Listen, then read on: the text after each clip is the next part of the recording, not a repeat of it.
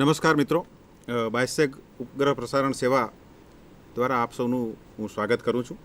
ગુજરાત માધ્યમિક અને ઉચ્ચતર માધ્યમિક શિક્ષણ બોર્ડ દ્વારા વિદ્યાર્થીઓને પ્રેરક માર્ગદર્શન માટે આપણે દર ગુરુવારે આ કાર્યક્રમનું આયોજન કરીએ છીએ. આજે આપણી વચ્ચે બે વિદ્વાન વક્તાઓ હાજર છે. માનનીય શ્રી કૃષ્ણકાંતભાઈ ઉનડકટ, એમનો પરિચય હું વિગતે આપવાનો છું એમના વક્તવ્ય પહેલાં, અને સ્વામી નિખિલેશ્વરાનંદજી. આપણે એ સદભાગી છીએ કે આજે રામકૃષ્ણ પરમહંસનો જન્મદિવસ પણ છે, 18મી ફેબ્રુઆરી, અને આજે સ્વામીજી પણ આપણી વચ્ચે આવ્યા છે. બોર્ડ આ કામગીરી વિદ્યાર્થીઓ અને વાલીઓ માટે પ્રેરક ઉદ્બોધનનું કેમ કરે છે અને બોર્ડની કામગીરી અત્યારે આ દિશામાં કેમ આપણે શરૂ કરી છે એની વિગતે ચર્ચા કરવા માટે આપણી વચ્ચે માનનીય ચેરમેન શ્રી હાજર છે. હું માનનીય એજે શાહ સાહેબને વિનંતી કરીશ કે આપને પ્રેરક ઉદ્બોધન કરશે.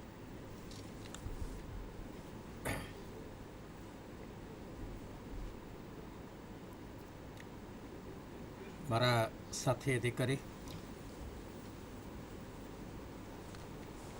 સ્વામી રામકૃષ્ણ પરમહંસ મિશનના સ્વામીજી નિખિલેશ્વરાનંદજી, દિવ્ય ભાસ્કર ગ્રુપમાંથી પધારેલા વિદ્વાન વક્તા ભાઈ શ્રી કૃષ્ણકાંતભાઈ, દૂર સુદૂર બેઠેલા સૌ મારા વિદ્યાર્થી ભાઈઓ બહેનો, શિક્ષક મિત્રો, વાલીઓ. આપણે સૌ જાણીએ છીએ એ પ્રમાણે માર્ચ મહિનામાં ધોરણ 10 અને ધોરણ 12 સામાન્ય પ્રવાહ, વિજ્ઞાન પ્રવાહની આપણી પરીક્ષાઓ શરૂ થઈ રહી છે. મારા વિદ્યાર્થી મિત્રો અને શિક્ષક મિત્રોએ છેલ્લા જૂન 2015થી જે અભ્યાસની કામગીરી શરૂ કરેલી, સ્વાધ્યાયની કામગીરી શરૂ કરેલી, એ કામગીરી કોઈક રીતે પરીક્ષાના સ્વરૂપે જેને કહી શકાય એ આપણે માર્ચ મહિનામાં શરૂ કરશું.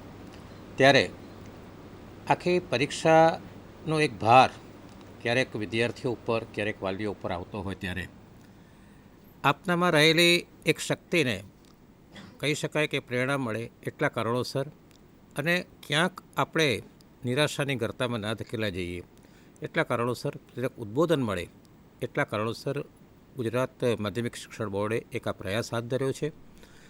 ગત વર્ષ સુધી આપણે રિઝલ્ટ આવતું ત્યારે આ પ્રયોગ કરતા હતા.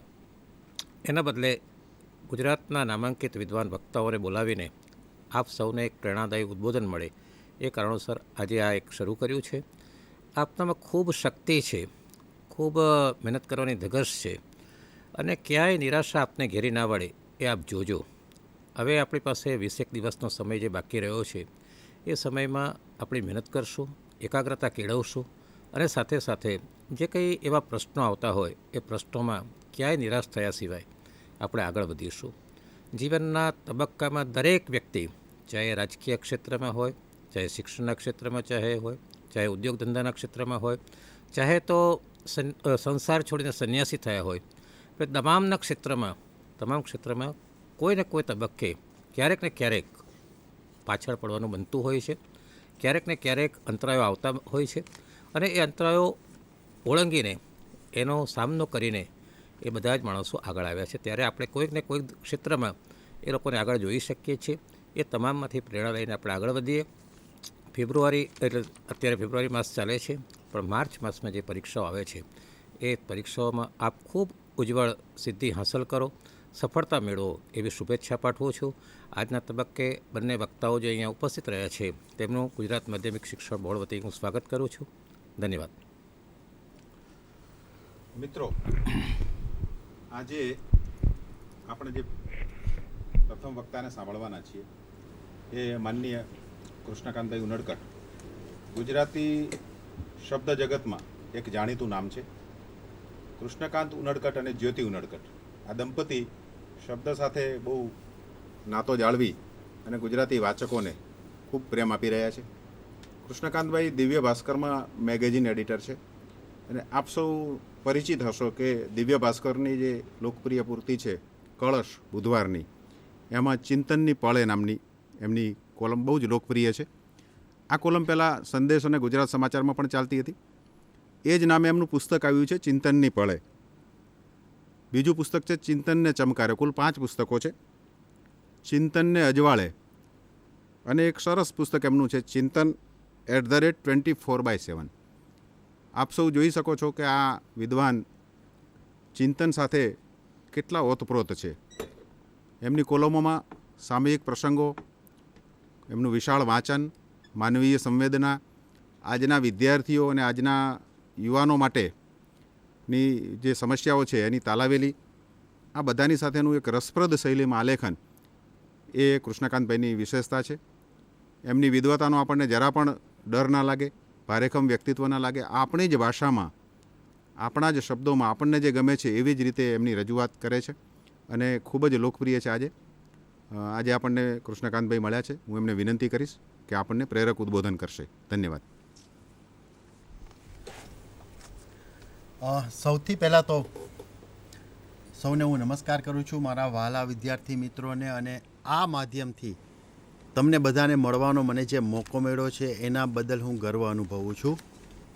ગુજરાત રાજ્ય માધ્યમિક શિક્ષણ બોર્ડનો આ એક પહેલ છે, એને ખરેખર આવકારું છું કે ભાઈ એક એવા માધ્યમથી મને તમારા સુધી પહોંચાડ્યો છે કે જ્યાં હું મારા દિલની વાત કરી શકું. અને સૌથી પહેલાં તો હું નિયામક સાહેબ AJ શેઠ સાહેબ અને RR ઠક્કરનો આભાર માનું છું અને સ્વામી નિખિલેશ્વરજી મહારાજની સાથે આ સ્ટેજ શેર કરવાનો ગર્વ અનુભવું છું.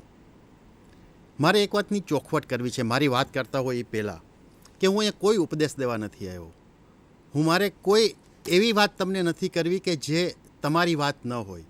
હું તો અહીંયા તમારી સાથે મારા થોડા અનુભવો શેર કરવા આવ્યો છું, મારી વાત કરવા આવ્યો છું. અને મારી વાત કરવા કરતાં બી હું એટલું કહીશ કે હું તમારી વાત કરવા આવ્યો છું, હું આપણી વાત કરવા આવ્યો છું. કારણ કે તમે જે રસ્તે અત્યારે છો એ જ રસ્તે હું પસાર કરીને અહીંયા સુધી પહોંચ્યો છું. અને તમારી જેમ જ ઘણી વખત આગળ નીકળો છું, ઘણી વખત પડ્યો છું, ઘણી વખત છોલાણો છું, પાછો ઊભો થયો છું અને ક્યાંક ને ક્યાંક અહીંયા સુધી પહોંચ્યો છું. પરીક્ષાઓ આવે છે, માર્ચ મહિનો આવે છે. મને યાદ છે જ્યારે હું 10મા અને 12મામાં ભણતો હતો ત્યારે ફેબ્રુઆરી મહિનો કેટલો બધો સ્ટ્રેસફુલ હોય છે. અને એ જે ભાર આપણી ઉપર એક્ઝામનો હોય છે, જે આપણી ઉપર એમ છે કે ભાઈ આપણે પરફોર્મ કરવાનું છે, તો એ ભાર જ ઘણી વખત આપણને દબાવી દેતો હોય છે, આપણને ડરાવી દેતો હોય છે. એટલે ક્યાંક ને ક્યાંક એનાથી હળવાશ મળે તો આપણે ઘણું બધું કરી શકીએ છીએ. એટલે ક્યાંક ને ક્યાંક મારો થોડોક ઉદ્દેશ એવો છે કે આપણા બધા ઉપર જે થોડો ભાર છે એ આ મારી વાતથી થોડું હળવું થાય. તમે કોઈ બી માણસનો અનુભવ લઈ લો, દુનિયામાં જેટલા મહાન માણસ થયા છે બધા જની આત્મકથા તમે વાંચી લો, એક પણ માણસ એવો નહીં મળે જેણે ક્યારેય નિષ્ફળતા નથી જોઈ. નિષ્ફળતા છે ને એ સફળતાના આધાર છે, એક પછી એક સ્ટેપ્સ છે કે તમને એ સફળતા સુધી લઈ જાય છે. સીધી સફળતા દુનિયામાં કોઈને મળી નથી, મળવાની બી નથી. અને એ મળે તો કદાચ એની મજા પણ નથી. એની મજા તો જ છે કે ત્યારે તમને ખબર હોય કે ક્યાં મેં ઠોકર ખાધી હતી.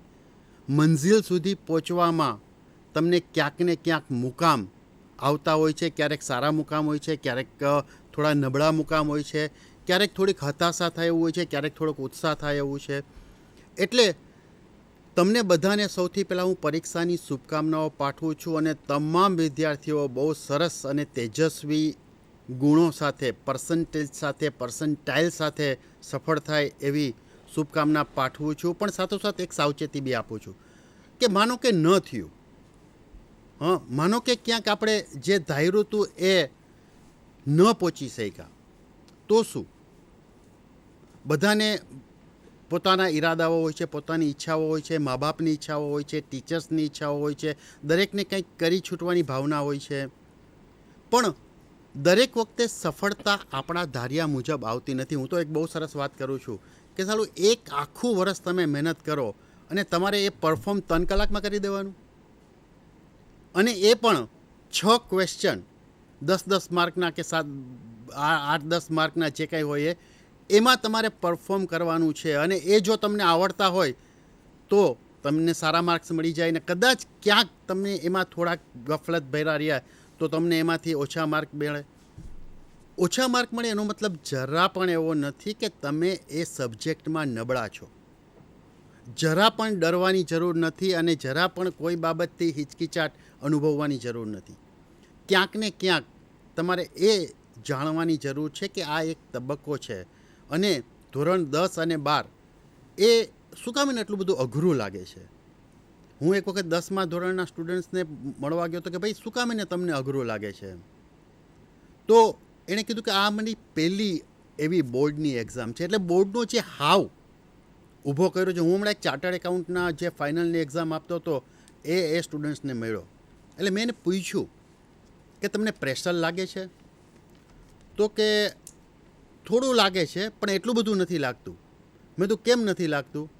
તો એણે કીધું કે ઘણી બધી પરીક્ષાઓ આપી ચૂક્યો છું, એટલે મને અનુભવ છે કે કોઈ એક પરીક્ષાથી કે એક પરિણામથી કોઈ ફાઇનલ રિઝલ્ટ આવી જતું નથી. હા, એનાથી એક દિશા નક્કી થાય છે, એક માર્ગ નક્કી થાય છે, એમાં પૂરું કોન્સન્ટ્રેશન હોવું જોઈએ, એમાં સફળતાના પૂરા ચાન્સીસ, આપણે પૂરી મહેનત કરવી જોઈએ, એ બધું જ સાચું છે. પણ ક્યાંક ને ક્યાંક મારે તમને એ પણ વાત કરવી છે કે તમે જે પ્રયત્ન કરો છો એને પૂરતી નિષ્ઠાપૂર્વક કરો, એ જ સૌથી મોટો રસ્તો છે. હું જ્યારે લેક્ચર આપવા માટે ક્યાંય જાઉં છું અથવા ક્યાંય કોઈને મળવા જાઉં છું ત્યારે મને એક સવાલ ઘણી વખત પૂછવામાં આવ્યો છે કે સફળતાનો માર્ગ શું, સફળતા કેવી રીતે મળે? ત્યારે હું એમને એક બહુ સરસ, બહુ ખુલ્લા દિલે એક વસ્તુ કરું છું કે સફળતાનો રસ્તો છે ને બહુ ઇઝી છે, અને ખાલી એટલું જ કરવાનું છે કે તમે જે સમયે જે કંઈ કરો છો એ પૂરી નિષ્ઠાથી અને પ્રમાણિકતાથી કરો તો તમને એ ધીરે ધીરે સફળતા તરફ લઈ જ જતું હોય છે. તમને એમ થશે કે ભાઈ આ માણસ અત્યારે આ જગ્યાએ પહોંચી ગયો છે ને એણે વાતો કરવાની છે અને તમને ઉપદેશ આપવો સહેલો છે. દરેક માણસને એક વસ્તુ થતી હોય છે કે અમારી જગ્યાએ હોય ને તો તમને ખબર પડે. બહુ સાચી વાત છે. બધા ક્યારેય કોઈની જગ્યાએ હોતા નથી. પણ મારે તમને એક વસ્તુ કહેવી છે. હું મારા લેક્ચરમાં બહુ ઓછી અંગત વાતો કરું છું, પણ આજે મારે એક બે અંગત વાત એટલા માટે કરવી છે કે એ અનુભવો હું જ્યારે તમારા જેવડો હતો ત્યારે મને થયા છે. હું ભણવામાં બહુ હોશિયાર હતો, આમ છતાં પણ એક વસ્તુ તમને કહીશ કે હું ધોરણ 10માં ફેલ થયો હતો. ધોરણ 10માં સમાજ નવરચના નામનો એક સબ્જેક્ટ છે, એ સબ્જેક્ટમાં મને 35 ને બદલે 22 માર્ક આવ્યા હતા. તો નો ડાઉટ મને નિરાશા થઈ હતી, હું હતાશ થયો હતો થોડો ઘણો, પણ છે જિંદગીનો એક ભાગ છે. જિંદગીમાં હવે થઈ ગયું, ચલો કદાચ હું પરફોર્મ નહોતો કરી શક્યો, કદાચ ક્યાંક ને ક્યાંક મેં જે તૈયારી કરી હતી એ એક પ્રશ્ન ન પૂછાણા અને ફેલ થઈ ગયો, માર્કશીટ આવી ગઈ, પછી તમે એમાં કોઈ નથી. આ પેલું ક્રિકેટનું અમ્પાયર છે કે ક્રિકેટ અમ્પાયરમાં આંગળી ઊંચી કરી દે એટલે તમે આઉટ છો અને તમારે ચાલ્યું જવાનું છે. પછી તમે એવો વિચાર કરો કે હું આઉટ હતો કે ન હતો, એનો મતલબ કોઈ જ નથી. સચિન તેંડુલકરમાં જો સૌથી મોટી ખૂબી હોય તો એ છે કે હંમેશા જ્યારે અમ્પાયરની આંગળી ઊંચી થતી ત્યારે બહુ નીકળી જતા. અને સચિન તેંડુલકરે એક વખત સરસ વાત કરી હતી કે હું જેટલી વાર મેં સેન્ચુરી ફટકારી છે, અને બધાને ખબર છે કે સેન્ચુરી જેટલી વાર ફટકારી ને એટલી જ વાર સચિન તેંડુલકર 0માં આઉટ થયા છે. બહુ ઓછા લોકો એને એ તપાસ કરે છે કે ભાઈ સચિન તેંડુલકરે આટલી સદી કરી, આટલા રેકોર્ડ તોડ્યા, 0માં કેટલી વખત આઉટ થયા? અને 0માં આઉટ થયા પછી શું? સચિન તેંડુલકરે જ કરેલી આ વાત છે કે જ્યારે હું આઉટ થાઉં અથવા મારું જે પરફોર્મ નથી કરી શકતું ત્યારે હું જ્યારે ગ્રાઉન્ડ છોડીને જતો હોઉં છું ત્યારે મેં એક વસ્તુ મારા મનને, મારી જાતને એવું કીધું છે કે કંઈ વાંધો નહીં, નેક્સ્ટ ટાઈમ વધુ સારો પ્રયત્ન કરશું. અને એણે બીજી વખત સેન્ચુરી ફટકારી હોય એવા અનેક કિસ્સાઓ છે. મેં કીધું એમ કોઈ બી માણસની વાત લઈ લ્યો કે તમે કેટલી નિષ્ફળતા મેળવી. મજાની વાત, સૌથી આશ્ચર્યની વાત આપણા સમાજમાં અને દુનિયામાં હોય તો એ વસ્તુ છે કે જ્યારે સફળ થાય ત્યારે માણસ સફળતાની જ વાત કરતો હોય છે કે તમે કેટલી વખત સફળ થયા, તમે કેવી રીતે સફળ થયા, તમે કેવી રીતે આ રસ્તા સુધી પહોંચ્યા. પણ હું તો એમ કહું છું કે ક્યારેય બી તમારે જો કોઈ વ્યક્તિને મળવાનું થાય જે સફળ માણસ હોય ત્યારે એને એમ પૂછજો કે તમે કેટલી વખત નિષ્ફળ ગયા છો, તમે કેટલી વખત ઠોકર ખાધી છે, તો તમને ઘણી વખત એનો સાચો રસ્તો મળશે અને સાચી દિશા મળશે. એટલે ક્યાંક ને ક્યાંક સફળતા અને નિષ્ફળતા કરતાં બી મહત્ત્વની વસ્તુ એ છે કે તમે જે કરો છો એને 100% કરો. તમારું ઇન્વોલ્વમેન્ટ છે ને એ 100% હોવું જોઈએ. જો એ હશે ને તો તમારી સફળતાને કોઈ રોકી નહીં શકે, અને નાની મોટી કદાચ નિષ્ફળતા મળશે તો એ ટેમ્પરરી હશે.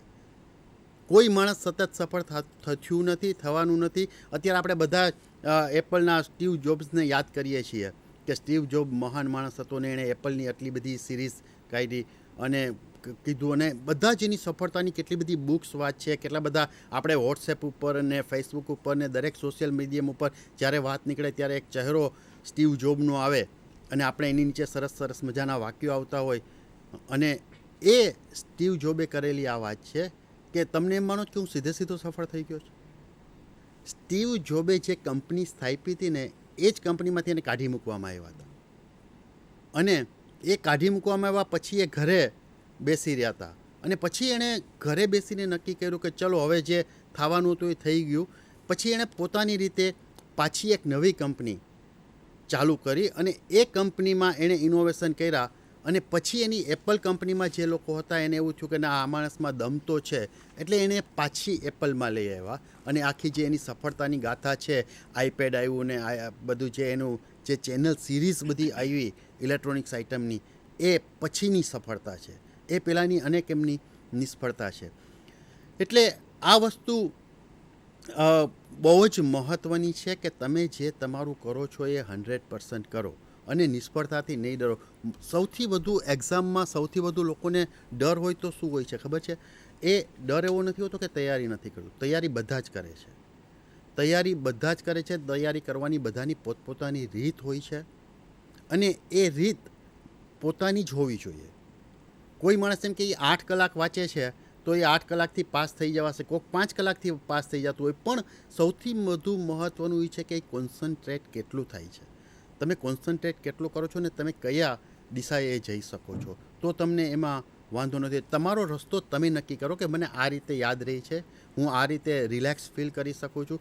એક્ઝામમાં જો કોઈ પણ માર્ક ઓછા લઈ આવવાનું કારણ હોય ને તો એ ઓછી મહેનત નથી, એ ઓનલી ને ઓનલી નર્વસનેસ છે. એ તમને ડર છે ખાલી કે આમ જાણે કોઈ આમ સામે બહુ મોટો કોઈ ભયંકર રાક્ષસ જેવું કંઈક આવવાનું છે અને એને મને આમ 3 કલાકમાં પેલું કરી લેવાનું છે. મારા એક મિત્રની વસ્તુ મને યાદ આવે છે.